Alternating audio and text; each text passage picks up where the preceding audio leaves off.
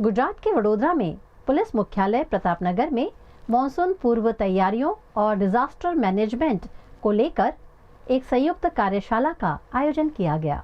Monsoon season को देखते हुए वडोदरा शहर में आपदा प्रबंधन और बचाव तैयारियों को और मजबूत बनाने के लिए एक महत्वपूर्ण संयुक्त कार्यशाला का आयोजन किया गया।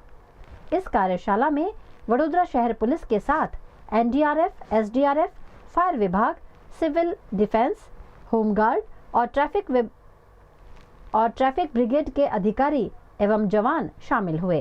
कार्यक्रम का मुख्य उद्देश्य मॉनसून के दौरान संभावित आपदाओं, जलभराव, बचाव कार्य और आपातकालीन परिस्थितियों से निपटने के लिए विभिन्न एजेंसियों के बीच बेहतर समन्वय स्थापित करना था।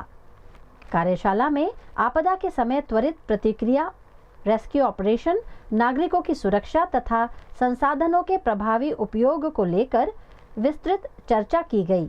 इस दौरान पुलिस आयुक्त ने भी उपस्थित अधिकारियों और कर्मचारियों को आवश्यक दिशा निर्देश दिए तथा मॉनसून के दौरान सतर्कता और समन्वय के महत्व पर जोर दिया। प्रशासन का उद्देश्य है कि किसी भी आपदा स्थिति में स्थित एजेंसियां मिलकर तेजी और प्रभावी ढंग से राहत एवं बचाव कार्य कर सकें। साउथ वेस्ट मानसून केरळमथी प्रवेश करी चूक्या छे अने आवता 10 दिवसों गुजरात में प्रवेश करता अंगे आगाही है। तो वडोदरा शहर पुलिस अने अन्य समवस्त्रधारी दलों है एमना जवाबदारी है ते अंगे एडवांस प्रिपरेशन तरीके आज आ कार्यक्रम राखी।